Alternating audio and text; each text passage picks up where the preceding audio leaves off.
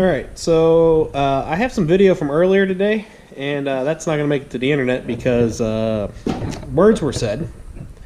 And let me describe to you what really happened here. So I got the radiator in, belts on, had the fan on, had hoses on, was getting ready to start this truck up and try to let some water get through it so we can get some heat in it and figure out if everything's working properly on it. And I had a dipstick tube where the mounting bracket had broken off. So we bought another dipstick tube, and that dipstick tube has now decided to break and go down into the block. So there's a hole down there. It fell down into there, and the process of trying to pull it out, it fell all the way down into the pan. So I've already removed the header. The fan was already, I took the fan off.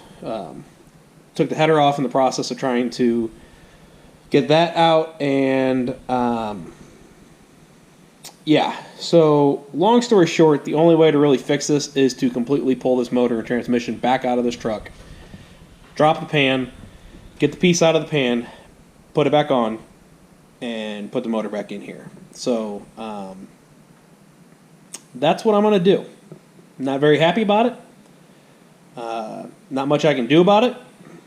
So yeah, that's just where I'm at right now. This is part of the process. Sometimes this happens, sometimes it doesn't. Not in a very happy mood about it. Like I said, the video from earlier today will not make it to the internet because those will be against YouTube guidelines. So anyway, there's that.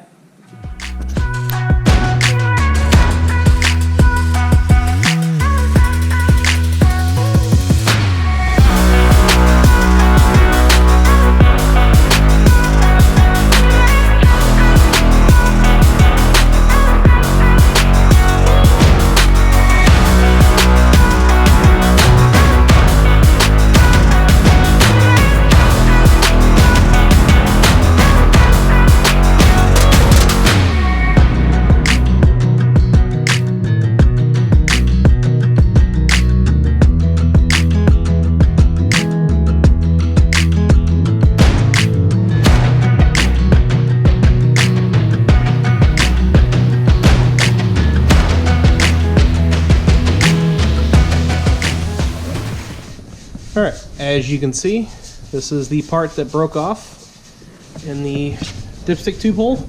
It's right here, and as you can tell, it goes all the way through.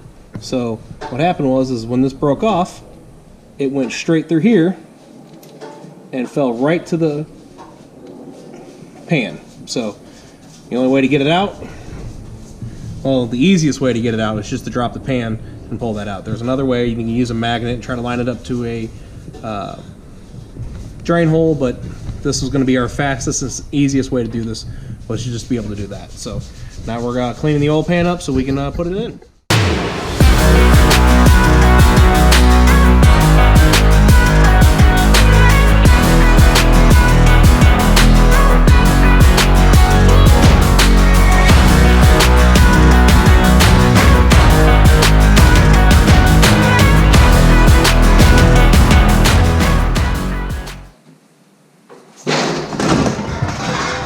Got it. All right. Ready? You okay? Yeah. Ready?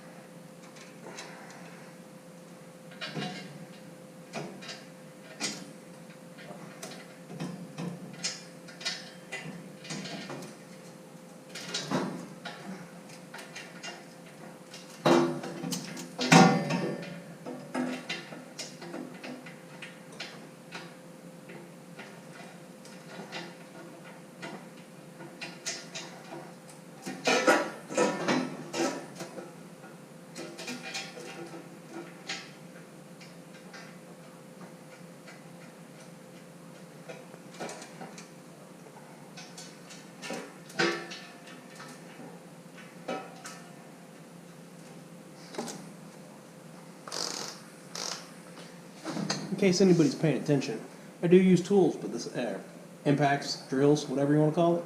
But there's a clutch setting on here, and it won't strip anything.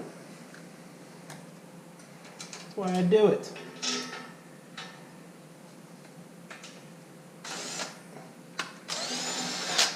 Look at that.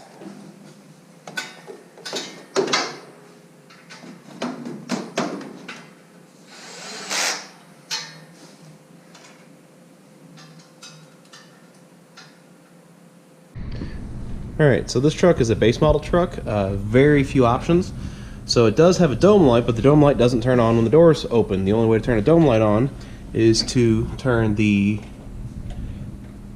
headlight knob, so that way you can have a dome light. So what we're going to do is we're going to add door switches. This little embossment right here is where the door switch will go. And we're going to end up drilling a hole here, welding in a fine thread nut for the door switch to go in, and then wiring that up so as we open either this side or the passenger side, we'll have the dome light turn on. And we're also going to have dash lights underneath the dash right around here, just above the parking brake release, and that will give us a nice lit up floorboard as well. So as you can see here, we have the hole drilled out on the passenger side so far, and a hole drilled out just below the dash on the inside for the wire to stick down through. This is the door switch. I have taken a fine thread nut and rounded it out so it will fit into that hole. And what I'm going to do is take this, it's going to slide right in here, and then we're going to weld that in just where that's at, and then be able to thread our door switch right in there.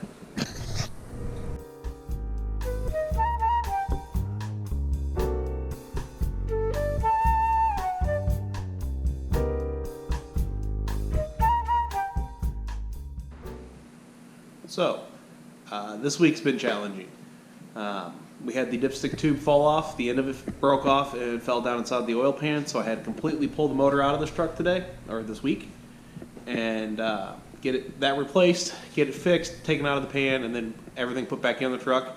We got it fired up, it's running again, no problems there. Got some more parts we need to have ordered, delivered, whatever you want to call it. Couple parts that were missing, some little stupid things that we could use to button up everything. But as always, as it comes down to finishing up the build, it's always the little things that are holding me up. So let's do a little review of what we've done so far this week. So,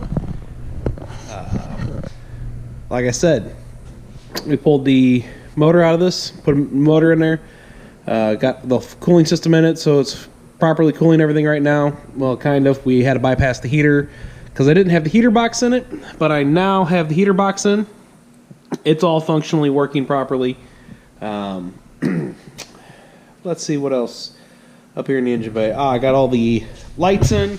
Those are all working properly. The battery's unhooked right now, so you can't tell, but I have door switches in. They work on both sides for the dome light to work. I also have the heater controls all in, working properly, so the fan works. The lights work in that. We welded up our pedal for the gas pedal, so we'll be able to, don't have to mess with that anymore, so that's good to go.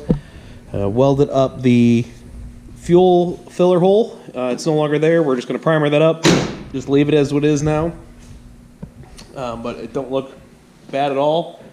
So that's where we're at right now. And let's get these parts in so we can get this truck out of here and get the next project in.